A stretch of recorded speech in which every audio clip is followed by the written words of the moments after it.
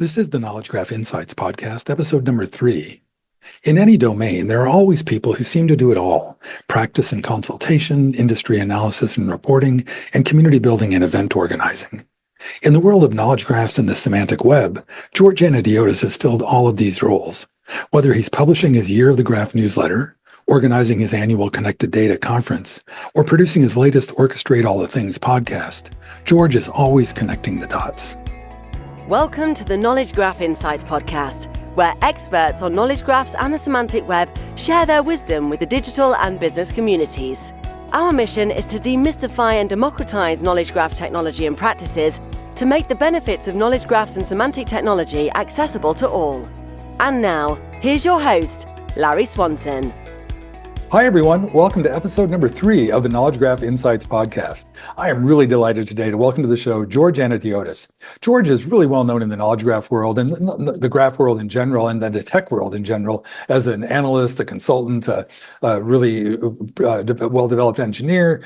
He runs a big conference around knowledge graph and graph technology, and he's the principal at his organization called Linked Data Orchestration. So welcome, George. Tell the folks a little bit more about what you're up to these days. Great. Thanks for the intro, Larry, and good to be here. Actually, one of the opening, I guess, guests for this new episode, for this new podcast series of yours. Well, the truth is I have a long and kind of convoluted story, but I've kind of honed my skills of telling it in as simple way as possible. So basically, in terms of background, I have like a very hardcore computer science background. I was one of those kids that, I saw my first computer when I was like 12, and immediately I kind of snapped and I realized, okay, so this is what I want to do in life. So went to college, studied computer science, graduated, started working as a software engineer, an architect, and all of that stuff, consultant, all of that.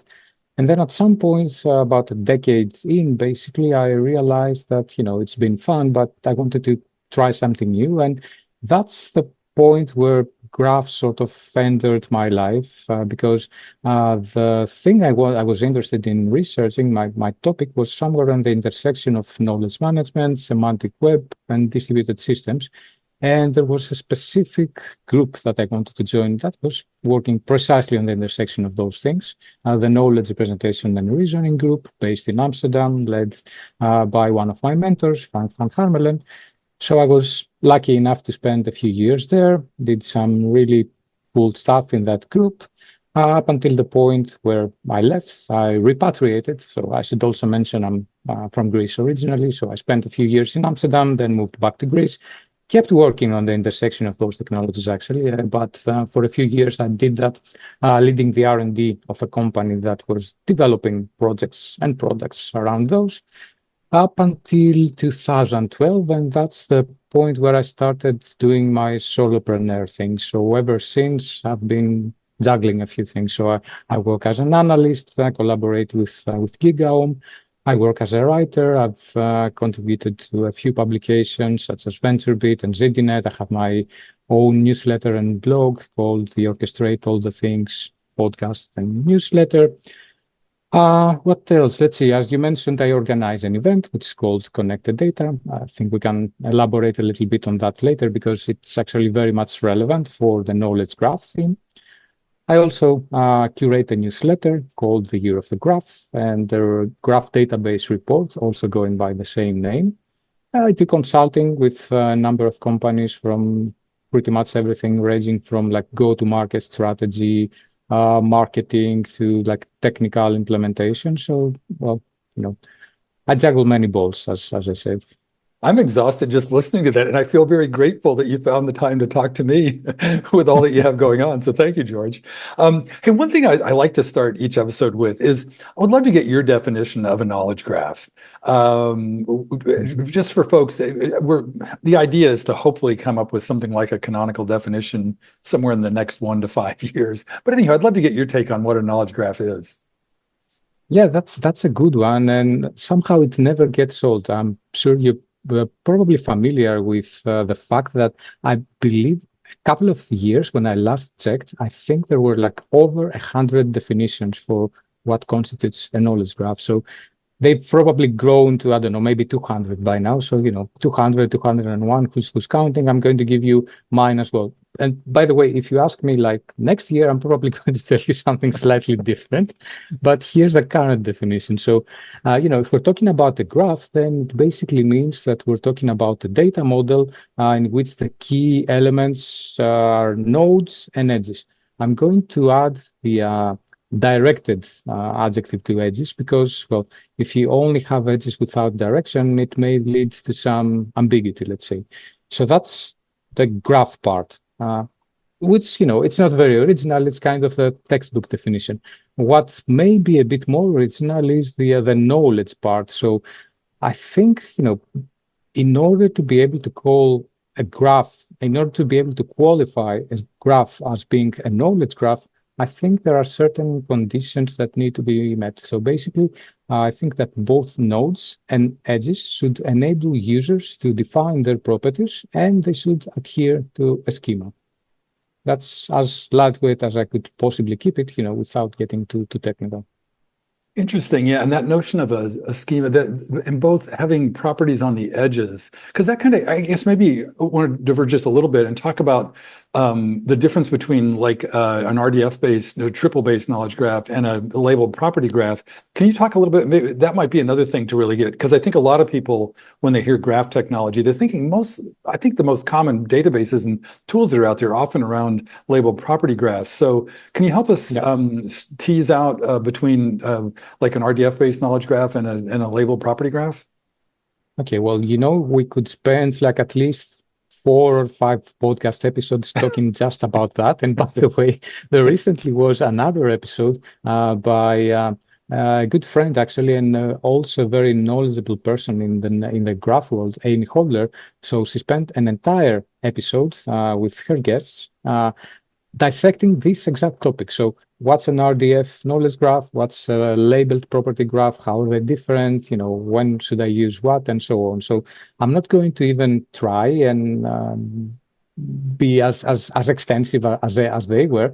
But let me just say that for most people, if they're not familiar with graphs at all, maybe just the general idea of the graph data model, let's say, they don't even know, they can't actually imagine, I'm guessing, that, in the graph world, you do have this kind of schism. So there's like 2 ways of modeling graphs, because if you think about it, that's not the case for relational data. That's probably, as far as I can remember, that's not the case for like for the document data model either. So in those worlds, things are pretty straightforward. Okay, so I want to build like a relational database.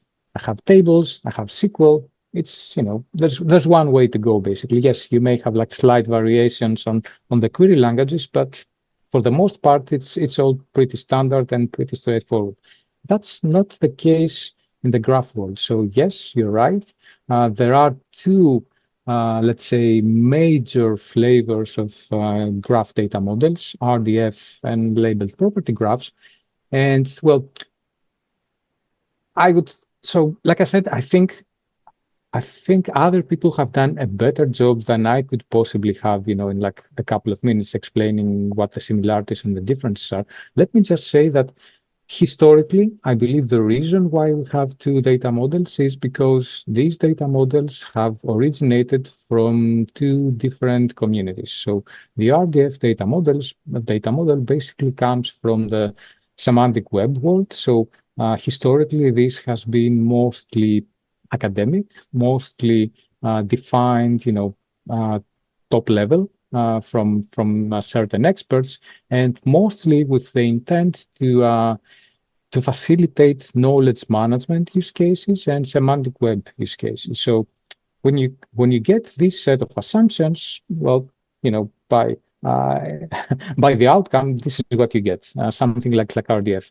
On the other hand, the labeled property graph data model comes more from the software engineering world and more from people who were interested in a different set of use cases. So they were more interested in like closed world assumption, working with analytics and OLTP use cases and building applications. So when you start with this set of assumptions, well, you end up with something like the labeled property graph. I'm not going to say, oh, this is better or that one is better, because it's kind of, it doesn't lead anywhere. Let's just say that they're different. You should be aware of their differences, and depending on what you want to do, well, you choose one. Unfortunately, I may add, but fortunately, there are also multiple efforts underway to bridge those two worlds. And there are already some good ways that enable you to sort of cross over. Yeah, interesting. That, just what you just said, I think is very, especially since you sorted out the use cases that drive adoption of each of those two choices. I think that's super helpful right there. I think, and that's probably how most people come into it. So and you just mentioned the efforts that are underway. Like, I'm thinking, like the GQL was just now really, I don't know if that has to do with it, but what are the things that you see going on that might lead to more, I don't know, like connection between the two models? You're right. Actually, GQL may well be one of those things. And I should actually pause a little bit here to explain what GQL is, because I'm guessing that, well, many people won't have a clue. I mean, just another acronym, right? So GQL stands for Graph Query Language. And, well, since we started talking about the different data models, so RDF and labeled property graphs, one of the differences has historically been that, well, RDF, having this kind of background and having been around for over 2 decades by now, is standardized. And historically, this has been one of its greatest strengths, because what it means is that, well, you have a wide variety of choice in terms of tools, platforms that you can use to work with RDF knowledge graphs. And the fact that it's a standard means that you can easily switch from one to another, and things will, for the most part, keep working very, very smoothly. You can import and export data. The query language is also standard. So that's been a great facilitator in terms of working with the RDF model. Now, in the LPG world, things have not been as fortunate up until now.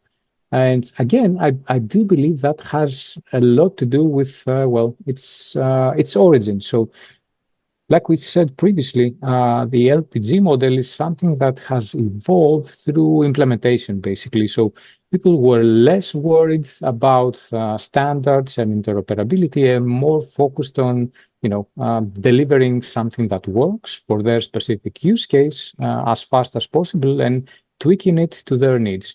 That's good. I mean, in some ways, but one of the downsides is that by taking this approach, you end up with multiple ways to model knowledge graphs using using the LPG model, and you also end up with multiple query languages, and that's exactly what things have been like. Well, since the onset of LPG, basically, up until a couple of months ago, recently, I guess. So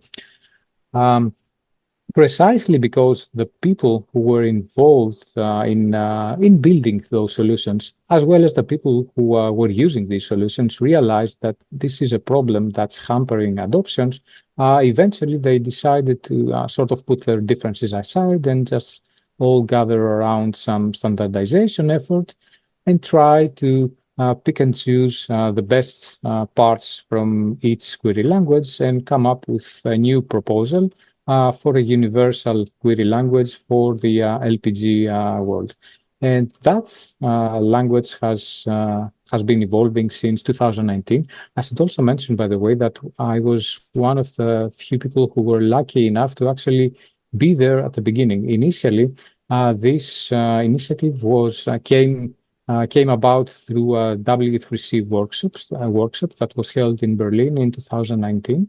And I was invited to that workshop along with some other prominent people from the knowledge graph world. And the idea there was basically to get everyone around a table to form working groups and to establish some patterns and some principles that would enable people to start working towards this goal, like a common query language for property knowledge graphs. And 5 years later, and I believe it was like end of April or early May, somewhere like that, something like that, This effort finally came to fruition, and the GQL standard was published by the ISO. So it's a standard now, it's official. What's left, obviously, in a way, though, that's only the beginning. So because vendors have to implement the standard, there has to be education, adoption, and all of those things. But it's a great starting point. And by the way, this also means that, well, it's a good thing in and of itself, because more standardization means, better adoption, basically, as far as the LPG world is concerned. But as part of that effort, there have been some spin-offs, let's say, from people who saw this as an opportunity to go even further and try to bridge the RDF world with the LPG world. So there's a couple of these efforts going around at this point, and I'm fairly optimistic that this may provide like a starting point, a springboard for even further convergence. Nice. And it all starts with a standard too. The fact that, and it sounds like those folks would be building on the standard. So there would still be that foundation that you all started 5 years ago. Hey, George, I want to shift gears a little bit, because the reason I first contacted you about getting you on the show was your year of the graph report that you do. And I would love to hear. I was reviewing it the last few days, and there's so much in there. What do you think? I came up with at least 10 or 12, top level take homes. What can you help me coalesce that into like top, I don't know, 3 or 4 or 5 things that you think are really relevant to how graph tech and graph business practices will evolve in the next year or two? I'll try to. It's not an easy ask, but I'll try anyhow. But let me just maybe share a little bit of background on what this is and how it got started and why it's still around, basically. So I started doing that in 2017. And at the time, I was a contributor for ZDNet, which some of the people who may be listening to the conversation may be familiar with. And I was covering the general, let's say, data/data science/analytics/ machine learning AI world. And I was relatively fresh at that time. And somehow, I was approached by a vendor active in the graph database world. And, I thought, well, okay, why not? I'll try writing an article about that. And to my relative surprise, it was extremely well received. It was super popular, basically. So I went, okay. So because obviously I myself have been familiar with the technology and have been, using it in research and projects and all that stuff for a long, long time. But up until that point, I considered it, to be honest with you, I considered it rather niche. But the kind of response I got made me start to think that, well, maybe the time has come for this technology to get mainstream. And, since I do have a background in this technology, there seems to be demand for it in terms of, educational resources and, just keeping up with what's new. It seemed like a gap to fill, and I was very quick and eager to fill that gap. So that's when I started compiling the newsletter as a way, first of all, to keep track for my own benefit, let's say, of what's going on in the graph world. And then, eventually it turned into something that, well, it got a life of its own, let's say. It has its own following. And so I keep doing that. So to come to your question, so what's in the latest newsletter? I have to say, compiling the latest newsletter was the hardest. I keep saying that every time, but it's true simply because of the fact that there's more and more things going on, more and more things to take note of and to cover in that world. So when I started, I remember I was sort of struggling to find notes-worthy items. Now I'm struggling to keep up, to be honest. So let's see, I would probably start by the first item as I categorized it in the newsletter itself. So the fact that Gartner considers knowledge graphs to be a key enabling technology. So recently, Gartner put out its latest report on emerging technologies, and it has an interesting sort of way to navigate that report. It classifies these technologies into different sectors, and it has this sort of, well, radar maybe, or uh, I don't know how you would call that visualization. Anyway, the point is that it ranks technologies on the basis of how central, how key Gartner believes these technologies are. And if you look at that visualization, there's a couple of technologies that are right in the center in the bullseye, and knowledge graphs are one of them.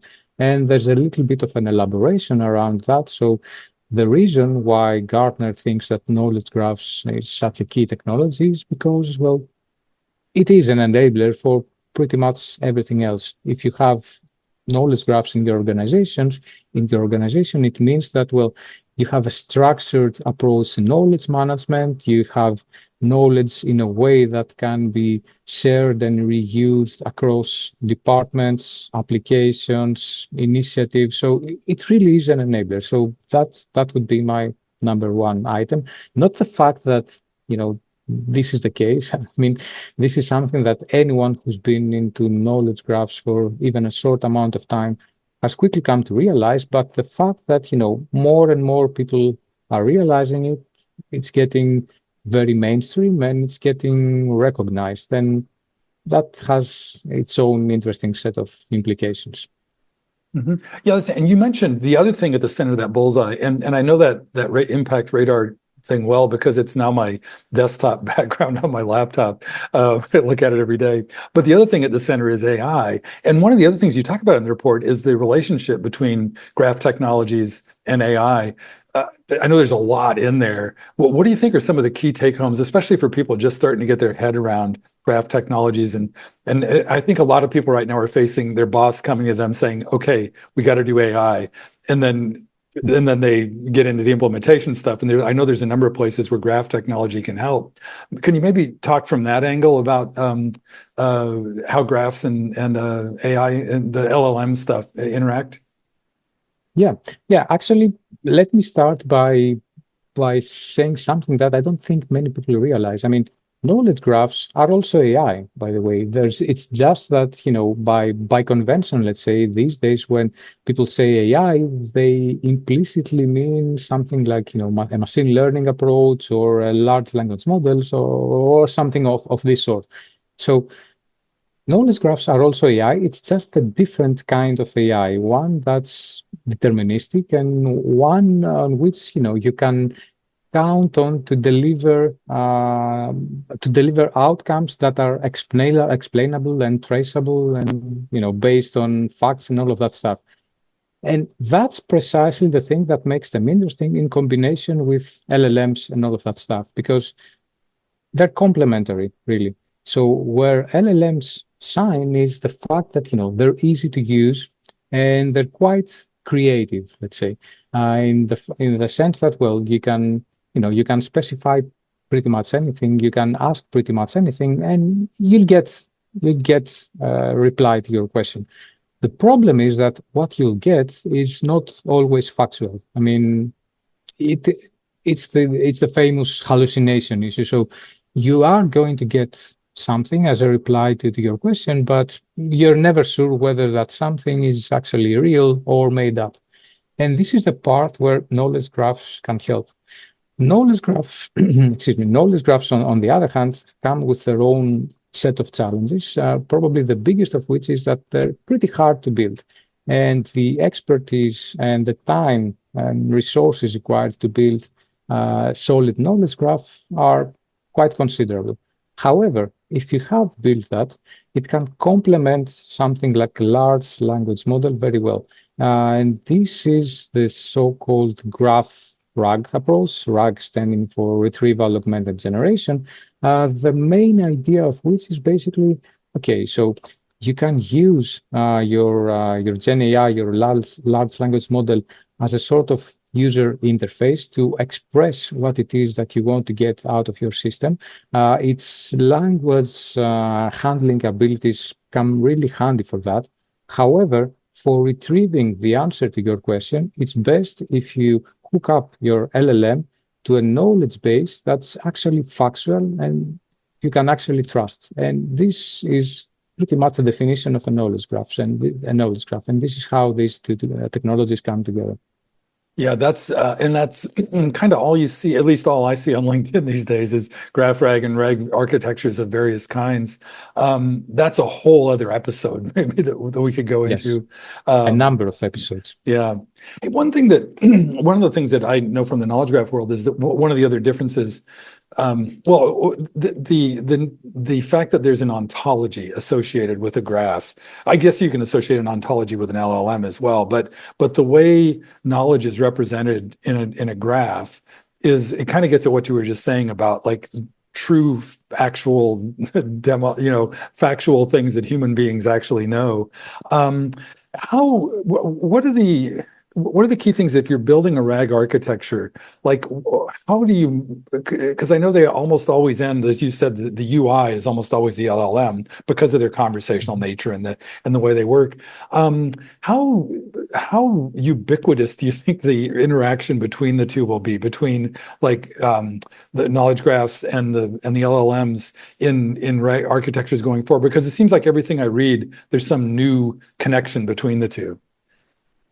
Yeah, you're right. And well, I have to admit right from the start that I'm still learning myself. So I don't have a definite answer to give you. What I can tell you is that people are coming up with different architectures and different names for those architectures as we speak, pretty much. I mean, I just read an article, which is also included in the latest Year of the Graph issue, by the way, about classifying different RAG architectures a few days back. And I just read another one, very much to the point, by the way, today as well. So there's different parts in the RAG architecture, let's say, that graphs can be used. They can be used as a sort of metadata store. They can be used as a knowledge base. They can be used to, they can even be used to store embeddings. So embeddings are basically embedding is a way of representing, let's say, different facts about the world in whatever format. They can be text or the multimedia or whatever, in a way that machine learning algorithms can understand and somehow compare. So there's all sorts of ways that graphs can be used in this architecture, and well, like you said, it's a topic in and of its own, and you may as well have another episode on that. And that's also a good opportunity to plug something here, because well, I'm going to be moderating a panel about specifically graph RAG in in a few days from now. So on July 19, it's going to be part of a Swarm community event organized by Joaquin Melara, who you and perhaps some of the audience may know.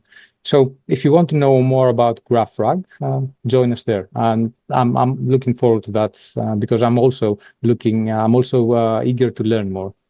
Yeah, no, Joaquin's a good friend, and I'm really interested in the stuff he's doing with Swarm. Unfortunately, this episode will air after that, but I will link to it and link to his stuff. In fact, there'll be a lot of links in this episode, like Amy's podcast you mentioned and your report and all that. But hey, George, I can't believe it. We're already coming up close to time. I like to keep these around a half hour. But before we wrap up, is there anything you want to revisit from the conversation, or just make sure that we share before we wrap up?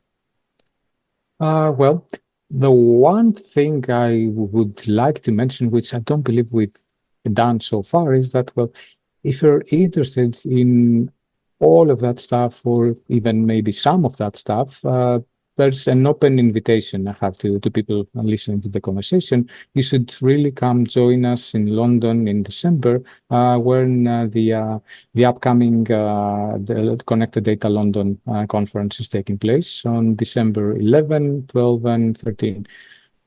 It's the event I'm co-organizing with my partner in crime, as I call him, James Fair.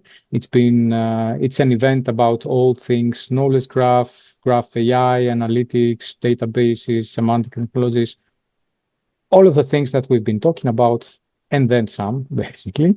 And it's going to be Yeah, a blast. So 3 days full of master classes and presentations and keynotes and panels and workshops and conference and yeah, it's just too big to cover here.